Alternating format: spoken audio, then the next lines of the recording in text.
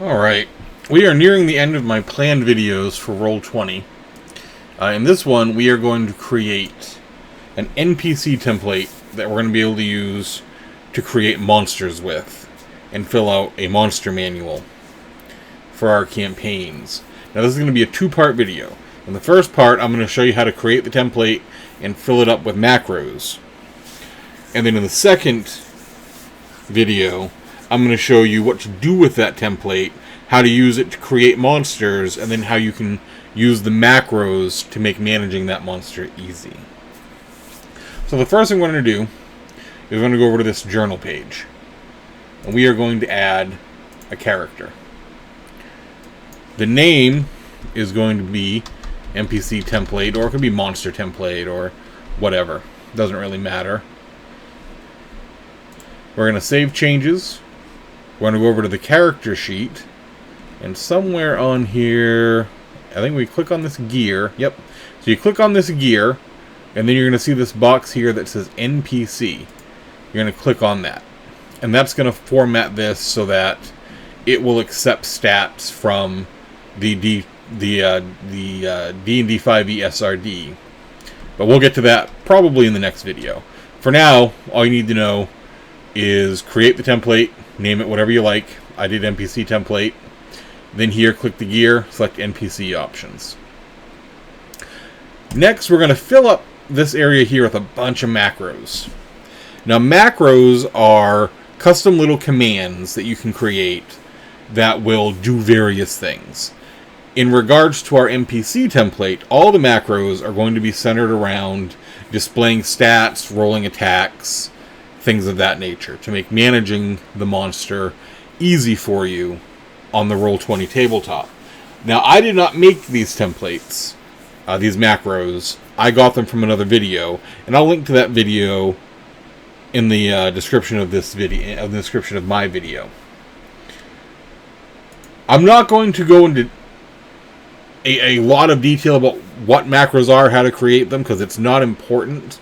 I've tested all of these macros, and all of them should work. I modified one because I couldn't get the initiative to work the way it was written, so I rewrote it a little bit, and it seems to work fine for us now. So we're going to fill out a bunch of these. You're going to find all of these macros in the description to this video. So all you're going to have to do is follow along with adding the titles as I do them, and then dumping in the macros that you'll find in the description. So the first thing we're going to add, so you click add, and it's going to give you a new ability. Click on this little pencil here to go into edit mode. We're going to call it multi-action. And then all you have to do, look down in the description of this video under multi-action. You're going to see these two lines of code. Just dump them into this box. I'll explain what they do in the next video, but suffice it to say, if your character has a multi-action, this will roll it for you on the screen. So now, click that little check mark. We are going to click add again. It's going to be a new ability. This is just going to be called attack action.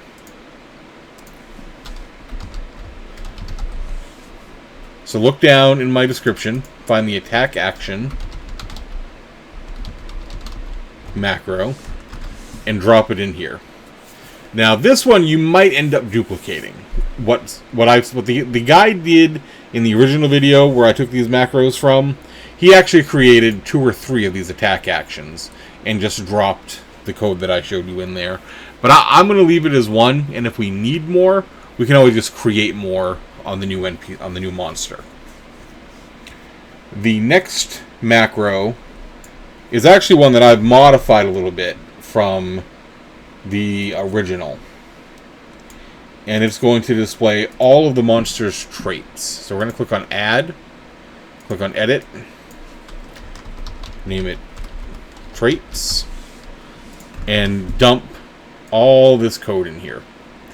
Now, the original person who made these actually had this set up traits 1, traits 2, traits 3, but I wanted to just be able to hit traits and have it show me all of the monster's traits in one little blurb. If you want to separate it, all you have to do is take from the /W down to the next /W. That's one thing. So you could actually just take from this /W and delete everything here, and this could be trait 1. Then do it again, drop it, trait 2, trait 3, however many traits you wanted. I just wanted to have it all in one general traits command. Next, we're going to drop down the initiative macro. So we create new, go to edit, name it initiative. And if you look at the video I link below, the macro is different from what he has. He had one that was looking for the NPC init attribute, and I've never seen that on an NPC. So I rewrote it to search for their dexterity bonus. Next, we are going to do saves. Their saving throws. So click on add, edit, name it saves, grab the saves code from my description and just dump it right in here. And this will display all the monsters' saving throws with their rolls. Next is damage resistance and immunities. So I have that named DR-immunities. Stands for damage resistance and immunities. And this will show you, as you can see here, their immunities, their resistances, their vulnerabilities, their immunities, and their condition immunities. So we click OK. Next, we are going to do perception. So we're going to add that. Go to edit. Rename it perception. Drop in the little information I have under the perception code. Click OK. And that's going to show their perception. And it's also going to show you their passive perception, which is their perception plus just a generic roll of 10. And we'll demonstrate all these in the next video when we actually have a monster attached to this template. Next, we're going to go to add again, edit, and we're going to call this one stats. Drop in the code that I have listed under stats, and this is going to do, as you can see, their stats, armor class, hit points.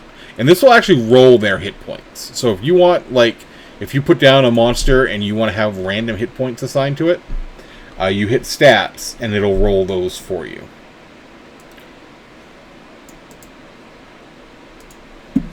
Next, we're going to add spell slots. So if the monster has any spells,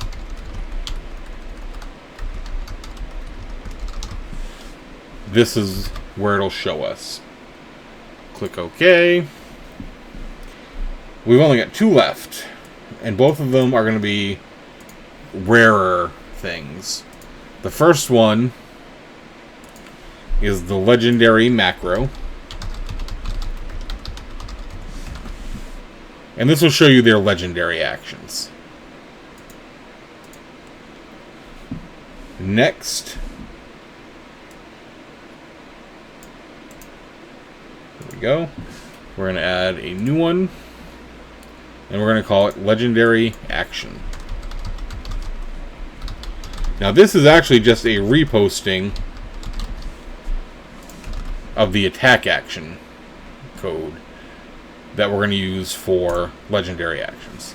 And we'll show you how that happens when we'll do like a dragon or a vampire lord for an example creature. Now finally, you're going to want to do one last thing. You want to click all these Show as Token Action. This means these will show up only on tokens that you create with this template. And that's it. Now you have your basic NPC template. Close it out, open it. All the macros are there. You got a blank character sheet ready to take on some stats, and that's it. So that's where we're going to leave this video. Leave you with the ability to create the NPC template. And in my next video, we will go ahead and create a monster. We'll create a few. I'll create a basic monster and some legendary monsters, and we'll show you how the commands work. Alrighty, thank you.